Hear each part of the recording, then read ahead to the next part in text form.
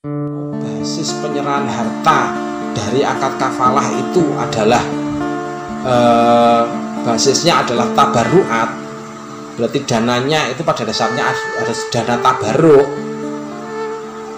maka tidak ada ubahnya akad kafalah itu dengan money game. Jadi seolah-olah nanti tidak ada ubahnya. Money game itu kan dicirikan oleh keberadaan member get member. Tidak ada objek yang dijadikan landasan. Jadi tidak ada objek yang diperjualbelikan. Tidak ada objek yang diperjualbelikan. Terus kemudian dari member get member tadi itu ada yang namanya income pasif. Nanti akad kafalah juga akan menyerup, kalau misalkan kok ada produk investasi yang ada produk investasinya, maka nanti tidak ada ubahnya juga dengan yang istilah skema piramida. Jadi berdasarkan ini, kalau dalam slide ini disampaikan berdasarkan uruf setiap penyerahan uang yang dilakukan oleh anggota masyarakat meniscayakan butuh kembali. Ini ada namanya, kita itu menyerahkan ke suatu lembaga, namanya lembaga asuransi itu dalam hal ini. Kita menyerahkan sesuatu kepada menyerahkan uang kepada lembaga. Naluri orang menyerahkan uang itu pasti inginnya adalah kembali. Nah, kalau naluri menyerahkan uang itu inginnya kembali, terus apa bedanya dengan akad qard?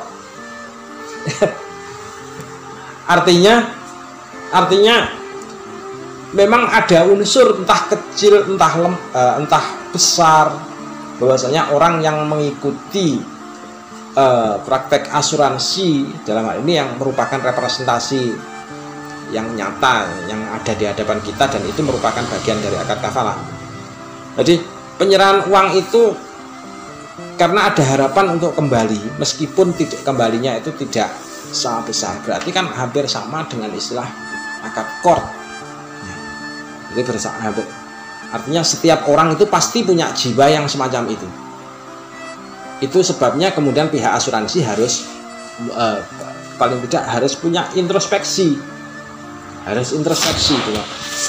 Uang yang diserahkan oleh anggota saya ini pasti diharapkan kembalinya, entah itu besarannya berapa. Kafalah bukan akad qard sehingga kembalinya tidak harus sama. Itu yang berikutnya, yang tadi sudah kita jelaskan panjang lebar. Terus karena pernah ditolong maka sudah selayaknya mau balik menolong. Ya, itu sudah sebagaimana yang sudah kita sampaikan tadi juga. Jadi pernah menyetorkan harta maka sudah selayaknya berharap mendapat pengembalian harta. Itu juga sudah merupakan suatu keumuman di masyarakat. Jadi ini semua harus menjadi pertimbangan dari pihak asuransi. Sebagaimana orang yang dibuai oleh orang lain, pasti pada waktu orang yang buuh ke kita, itu kan pasti berharap nanti pada waktu saya punya hajat saya juga akan ditolong. Nah, pihak yang dibuai pun juga begitu. Orang yang dibuai orang lain itu pada dasarnya itu sebenarnya juga harap-harap ini uang yang diserahkan ke saya ini suatu saat pasti harus dikembalikan, entah besarannya berapa, pokoknya harus dikembalikan. Jadi itulah prinsip pengendalian. Kalau di masyarakat gampang gitu. Tapi kalau sudah mewujud dalam suatu lembaga itu yang sulit, sebab aturan prinsip pengendalian ini tadi harus didasari oleh sebuah aturan atau undang-undang. Lanjut aja, Mas. Kalau tidak ada penjaminan, pertama itu sebenarnya ada landasan ini. Kalau tidak ada penjaminan, maka misalkan kita ikut asuransi, terus tidak ada penjaminan bahwasanya manfaat asuransi itu kelak akan kita terima, misalnya.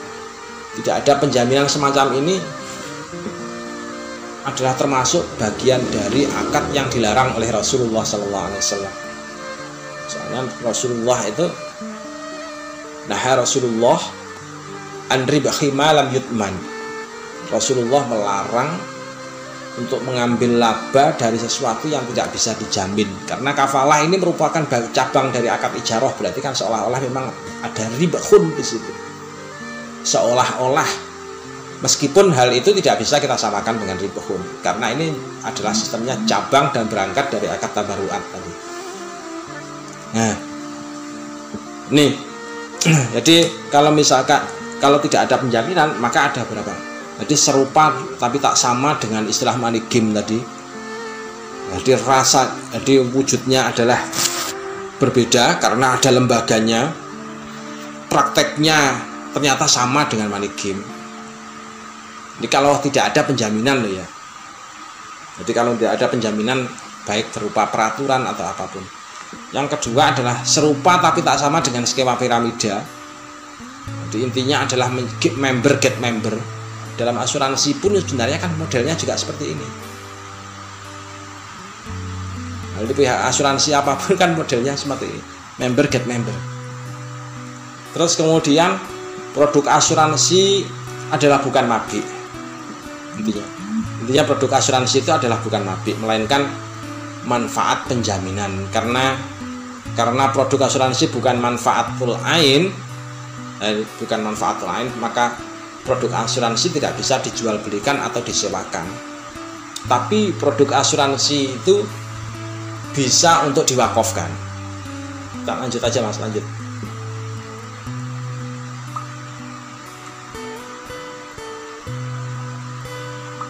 Jadi produk asuransi tadi sebagaimana yang sudah kita kupas di awal-awal, bahwa